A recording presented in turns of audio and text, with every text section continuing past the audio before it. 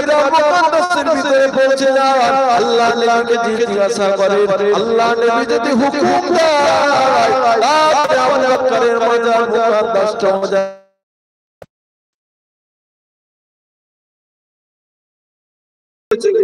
আজকে দিন আবু বকর মুজাহিদ হয়ে যাবে বর্তমানে হুজুরাত যদি হুকুম দেয় তাহলে আবু বকরের কবরটা আপনার পাশে খুঁড়তে লাগলো আল্লাহ নবী ওই সময় সালাতের উত্তর দিতে লাগলেন আল্লাহ নবী বলতে লাগলেন ও আমি রাসূলুল্লাহ জানিয়ে দিলাম দুনিয়ার মধ্যে তো আমি রাসূল ঘোষণা দিয়েছিলাম তারপর আমি তোমাকে জানিয়ে দিলাম আবু বকর দুনিয়ার সাথী আজকে দিন আমি রাসূলুল্লাহ জানিয়ে দিলাম আবু বকর আমার কবরের সাথী হয়ে যাবে আজকে দিন আমি জানিয়ে দিলাম আবু বকর কিয়ামতের দিন আমার সাথী হবে আবু বকর আমার সাথে জান্নাতের সাথী হবে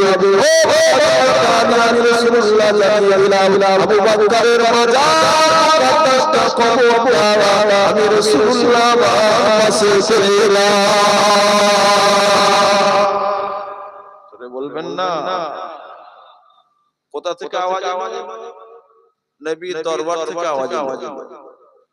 তাহলে এখানে আপনাকে আমাকে বুঝতে হবে যদি রাসূল মরেই যায় রাসূল যদি দেখতেই না পায় বুঝতেই না পারে শুনতেই না পায় নাউযুবিল্লাহ তাহলে আলী হুজুরের জবাবটা উত্তরটা দিল কি হবে কি গো হযরত আলী হুজুর সালাম দিচ্ছেন ইয়া রাসূলুল্লাহ আপনার সাহাবা আবু বকর ইন্তেকাল হয়ে গেছে আপনি তো ঘোষণা দিয়েছিলেন কিন্তু তারপর আবু বকর হুজুর বলছে যদি দুনিয়ার জমিনে কোনো রকম কিছু বিয়াদবি হয়ে থাকে তারপরেও তোমরা আমি মারা যাওয়ার পরে আবু বকর আমি তোমাদেরকে হুকুম করলাম রাসূলকে একবার মাজার মুকাদ্দাসের সামনে দাঁড়িয়ে একবার রাসূলকে জিজ্ঞাসা করবে রাসূলের জবাবটা নিয়ে তারপর আমার দাফন কাফন আল্লাহ নবী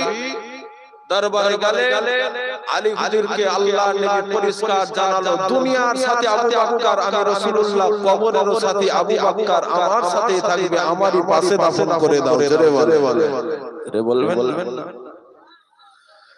ছেলেরা লোকেরা মুরব্বিয়ান বলে রাসূলে রেখে দেন এ আমার ছেলেরা আমার নবী পাক উম্মতিরা সংক্ষেপে আলোচনা করে দিয়ে যায় আল্লাহ নবীকে মুহাব্বত করে নাও আল্লাহ নবীকে প্যার করে নাও আল্লাহ নবীকে কেমন মুহাব্বত করবে একটু বলে দিয়ে যায় তরুণেরা আমার নবী পাক উম্মতিরা আল্লাহ নবীকে কেমন প্যার করবে একটু বলে দিয়ে যায় শুনে বাগদাদি কেমন মুহাব্বত করেছিল ওয়াইসুনি হুজুর কেমন মুহাব্বত করেছিল হযরত ফুরফুরা আবু বকর হুজুর কেমন মুহাব্বত করেছিল আমরা তো সকলেই জানি আল্লাহ নবীকে যদি মুহাব্বত করার মতো করা যায় আমার আল্লাহ বাবাকে দুনিয়ার জমিন থেকে জান্নাতি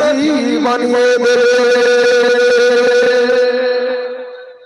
আর যদি দুনিয়ার জমিনে নবীর বিষয়ে যদি আমাদের মন্তব্য আলাদাকে জান্নাত পাওয়া যাবে দুনিয়ার জমিন থেকে যদি আমাদের ধারণা পাল্টে যায় ওহাবি মার্কা হয়ে যায় লাবাদ মার্কা হয়ে যায় আমরা কখনো আল্লাহর জান্নাতে পৌঁছাতে পারবো না